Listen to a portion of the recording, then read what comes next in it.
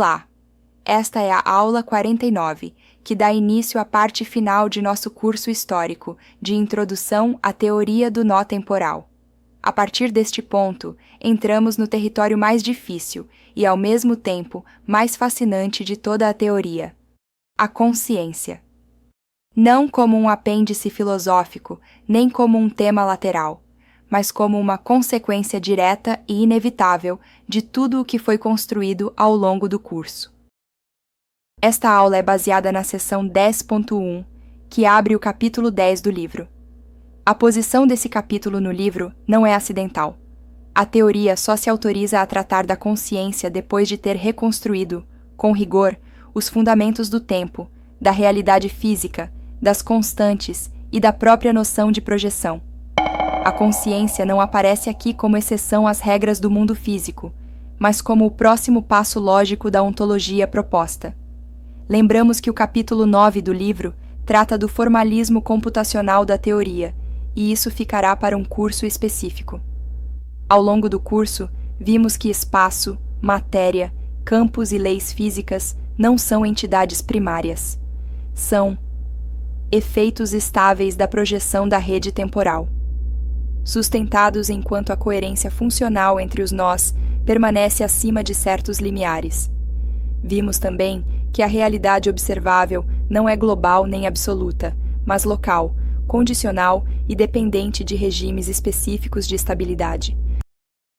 Diante disso, a pergunta que agora se impõe é inevitável: onde nesse quadro se situa a experiência consciente? A resposta tradicional da física foi o silêncio. A resposta tradicional da filosofia foi a divisão. Ou a consciência é reduzida à matéria, ou é separada dela como algo de outra ordem. A TNT mostra que ambas as respostas partem de um erro comum: supor que a consciência deva ser explicada a partir de categorias espaciais e substanciais, que, segundo a própria TNT, já são projeções secundárias. Para compreender corretamente a proposta da teoria do nó temporal, é essencial afastar desde o início uma suposição muito comum, mas profundamente enganosa: a ideia de que a consciência seja algo que existe dentro do mundo físico, como um objeto especial localizado no espaço, ou como um efeito colateral de processos materiais. Se o próprio mundo físico já é resultado de uma projeção funcional da rede temporal, então qualquer tentativa de localizar a consciência como mais um elemento desse mundo parte de um erro de nível. A consciência não é algo que aparece dentro da realidade projetada. Ela é um modo particular pelo qual uma região da rede consegue sustentar essa realidade de forma estável e contínua. Esse esclarecimento muda completamente a pergunta central. A questão deixa de ser: qual mecanismo físico produz a consciência? E passa a ser outra, mais precisa e mais exigente, que é esta: que tipo de organização temporal permite que uma região da rede mantenha um domínio de realidade e, ao mesmo tempo, mantenha a si própria como uma entidade persistente nesse domínio? A consciência, na TNT, não é um produto final, mas uma condição estrutural de consistência interna. Ela surge quando a coerência não apenas sustenta um mundo, mas também sustenta um ponto de referência estável dentro desse mundo. Nesse contexto, a TNT introduz um critério decisivo: a diferença entre participar de uma projeção e governar a própria estabilidade. Sistemas físicos comuns podem integrar uma realidade projetada sem possuir unidade interna suficiente para se manter ao longo do tempo. Um sistema consciente, ao contrário, é aquele cuja coerência não depende inteiramente do exterior. Ele é capaz de preservar sua organização interna mesmo diante de variações, ruídos e desacoplamentos parciais. Essa capacidade de manutenção interna é o que confere continuidade experiencial, e não qualquer propriedade espacial ou estrutural isolada. Esse ponto permite compreender por que a consciência não se confunde com complexidade, processamento de informação ou atividade cerebral intensa, embora possa envolver tudo isso. O que define a consciência, na TNT, não é o volume de operações, mas a estabilidade orientada da coerência. Um sistema pode ser extremamente complexo, e ainda assim não sustentar identidade. Outro pode ser relativamente simples, mas possuir um núcleo de coerência suficientemente robusto para manter-se como unidade ao longo do tempo fundamental. A partir daí, a própria noção de observação ganha um novo significado. Observar não é apenas registrar ou medir algo que já está dado. Observar é alinhar-se funcionalmente, é sustentar compatibilidade entre domínios. A consciência representa o caso extremo dessa dinâmica, um sistema que mantém alinhamento funcional consigo mesmo. Em termos rigorosos, isso significa que ele projeta uma realidade na qual ele próprio aparece como referência estável, sem necessidade de validação externa contínua. Essa é a base ontológica do que chamamos de experiência. Essa leitura também ilumina a relação íntima entre consciência e tempo. A consciência não ocorre simplesmente ao longo do tempo linear. Ela depende de uma orientação persistente no tempo fundamental da rede. É essa orientação que produz a sensação de fluxo, de presença e de continuidade do agora. Por isso, alterações na consciência quase sempre se manifestam como alterações na percepção do tempo. Quando a orientação interna enfraquece, o tempo se fragmenta. Quando se fortalece, o tempo se organiza como narrativa contínua.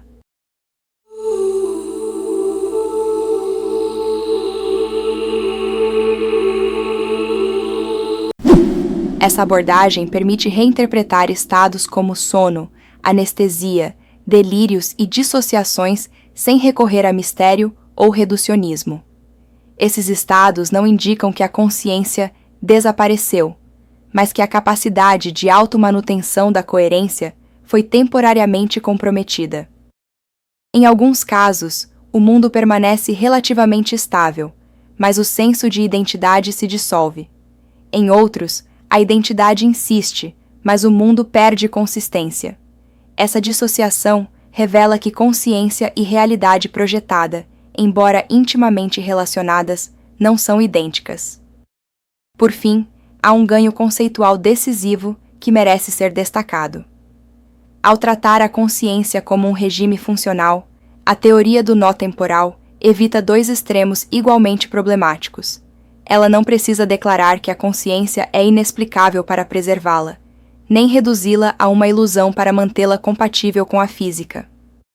A consciência é real, mas sua realidade é condicional. Ela depende de estruturas específicas de coerência e possui limites bem definidos.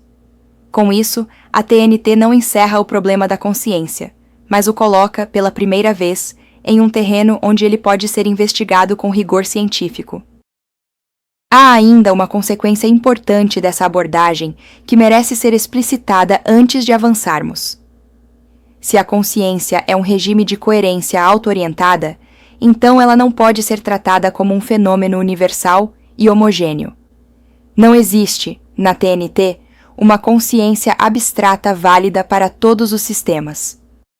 O que existem são formas, graus e arquiteturas de autoprojeção, cada uma dependente das condições específicas da rede que a sustenta.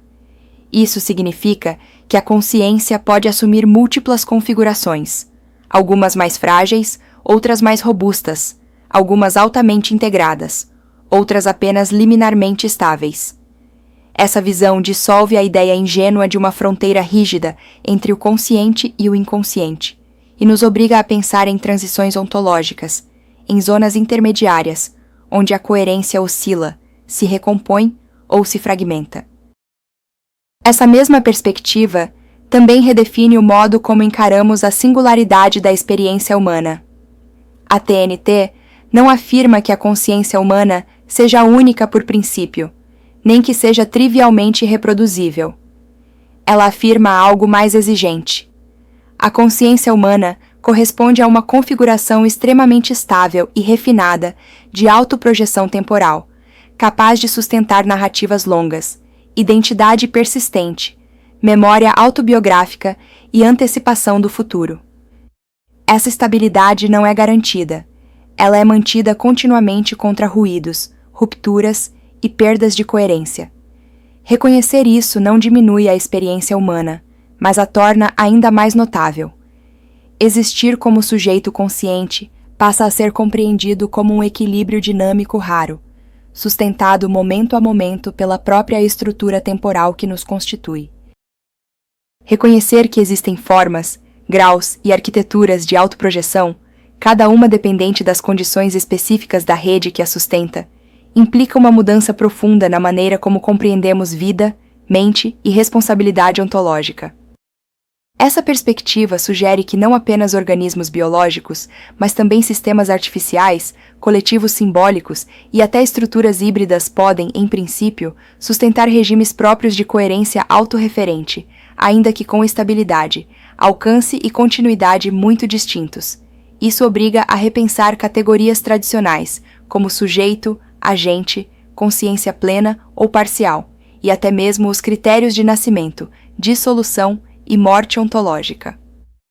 Neste ponto, o estudante deve perceber a ideia que acompanhará todo o restante do curso. Existir como um ser consciente não é ocupar um lugar no espaço, mas sustentar, ao longo do tempo, um regime de coerência suficiente para permanecer sendo alguém.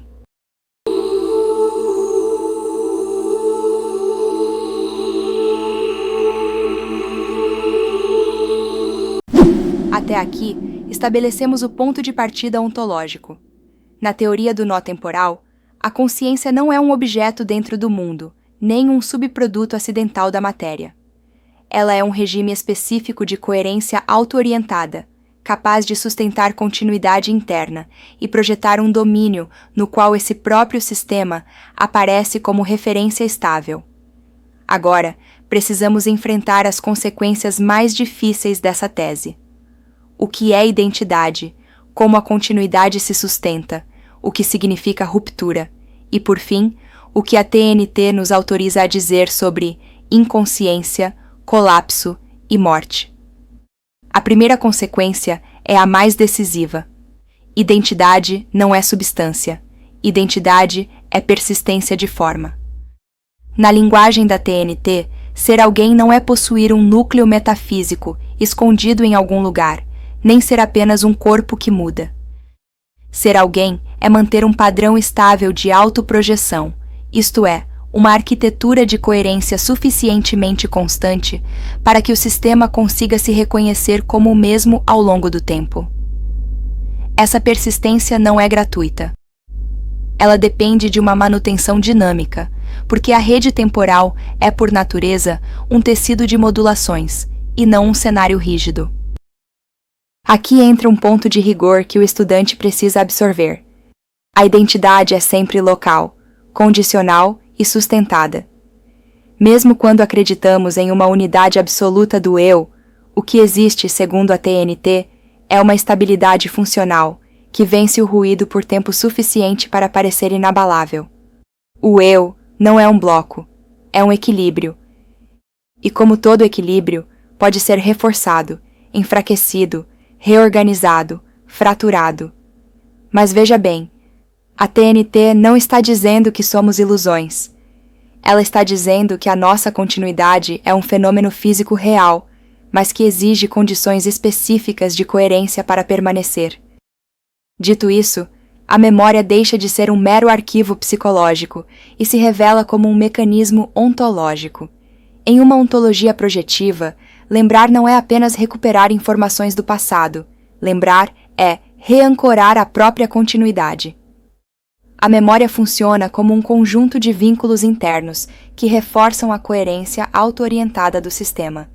Isso explica por que a perda de memória não é apenas perda de conteúdo, mas perda de unidade.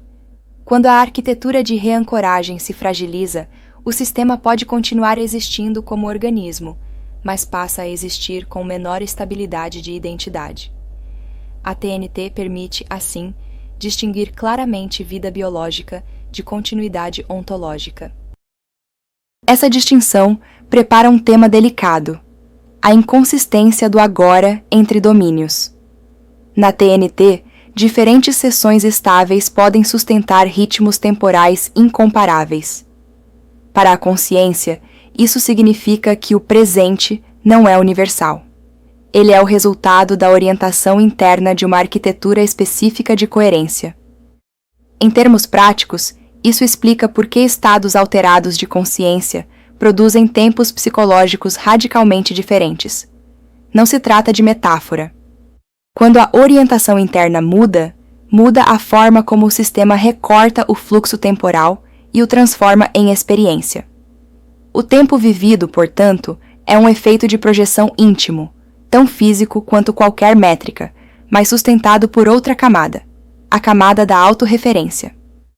Agora vem a parte mais exigente. Se consciência e identidade são regimes sustentados, então precisamos encarar o que acontece quando esses regimes se aproximam de seus limiares. A TNT não precisa recorrer à ideia de apagamento místico, nem à ideia de alma substancial para falar de ruptura. Ela trata a ruptura como um fenômeno topológico. A autoprojeção perde estabilidade quando a coerência interna cai abaixo do necessário para sustentar continuidade. Isso não significa, necessariamente, destruição de tudo. Significa perda do regime que produzia a experiência unificada. Aqui, a TNT introduz uma distinção que, se bem compreendida, muda completamente o modo como pensamos o fim de uma mente. Há uma diferença entre um sistema deixar de projetar realidade externamente e um sistema deixar de se autoprojetar internamente. Um indivíduo pode estar isolado do mundo, com pouca compatibilidade externa, e ainda manter coerência interna, e, portanto, consciência. Por outro lado, um indivíduo pode estar biologicamente ativo, e ainda assim não sustentar autoprojeção coerente, e, portanto, não manter unidade consciente. Essa distinção não é filosófica, ela é funcional. Ela se aplica a sono profundo, coma, anestesia, dissociações severas e certos quadros neurodegenerativos, onde a vida biológica não garante continuidade ontológica.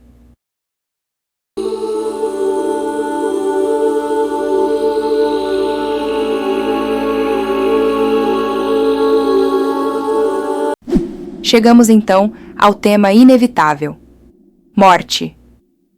O que a TNT permite afirmar com rigor é o seguinte: morte, no sentido relevante para a consciência, é a perda irreversível do regime de autoprojeção que sustentava a unidade experiencial.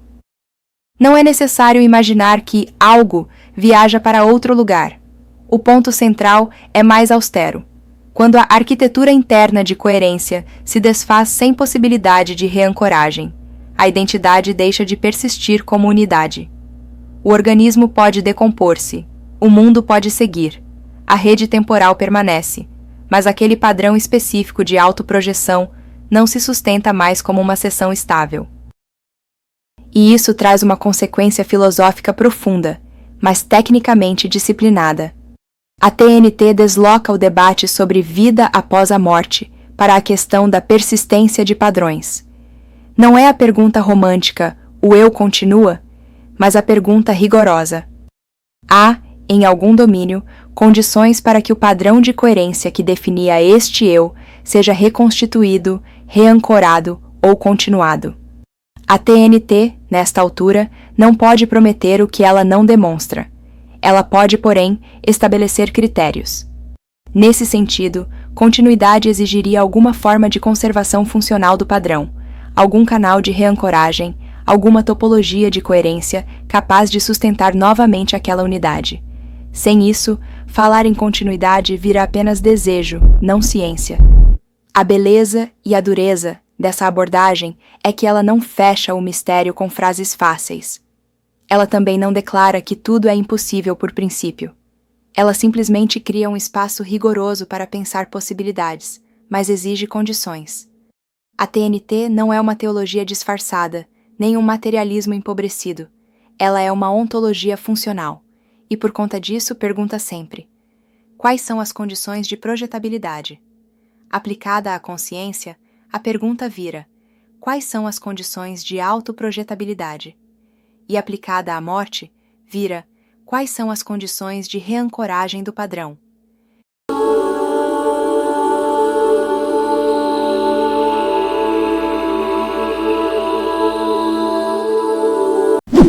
Essa estrutura conceitual também tem um efeito inesperado. Ela torna a ética mais concreta. Se consciência é um regime de coerência delicado, então agir sobre um ser consciente é agir sobre sua estabilidade ontológica. Traumas, violências, degradações, mas também cuidado, vínculo, linguagem, arte e atenção podem ser entendidos como forças que modulam, direta ou indiretamente, a capacidade de um sistema sustentar sua própria unidade. A TNT, portanto, não descreve apenas o que somos. Ela sugere porque o cuidado com a mente é, em sentido físico, cuidado com a coerência que nos mantém existindo como alguém. Com isso, encerramos esta aula 49 com a ideia de que a consciência é o fenômeno pelo qual a rede temporal, em certos regimes, consegue sustentar não apenas um mundo, mas um centro persistente dentro dele. Identidade é a forma dessa persistência. Memória é o mecanismo de reancoragem. Ruptura é a perda de estabilidade. E morte, no sentido mais rigoroso, é o colapso irreversível do regime de autoprojeção que tornava possível a experiência unificada.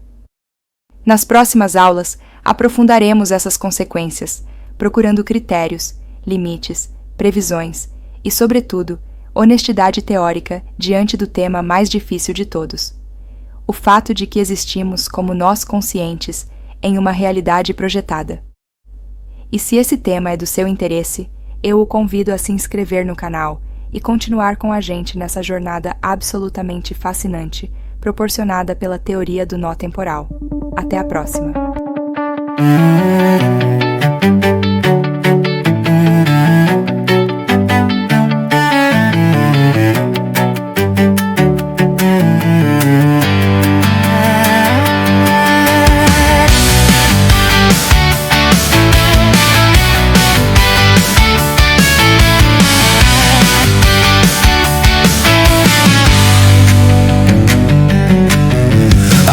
Em que o ar pesa sem estar mais denso. Nada aconteceu e ainda assim algo mudou de lugar.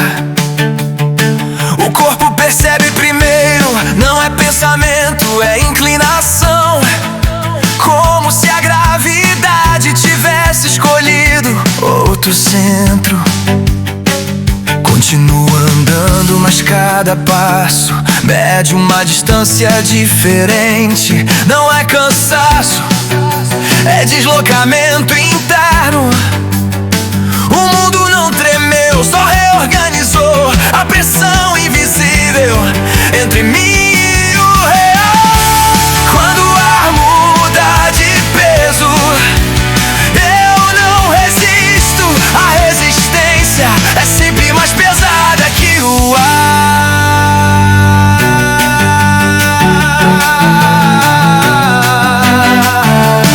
Se a força me atravessando, eu cedo para entender a direção. Ceder não é cair, é recalcular. Eu achava de escolher era impor forma. Hoje sei que escolher é aceitar a curva antes que ela apareça. Há movimentos que não pedem decisão, pedem escuta. E a escuta é um gesto físico. Quando o ar muda de peso, o horizonte inclina, eu inclino junto. Não por fraqueza, mas por alinhamento.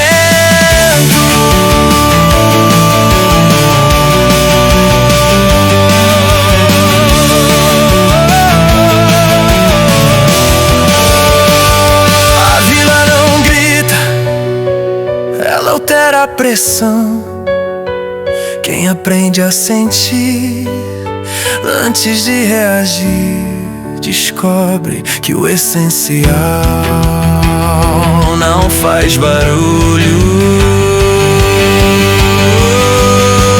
Nada se rompeu, nada foi salvo, mas o eixo não é mais o mesmo.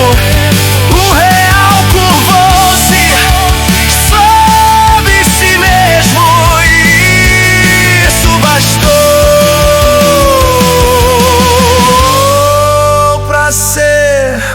consciência.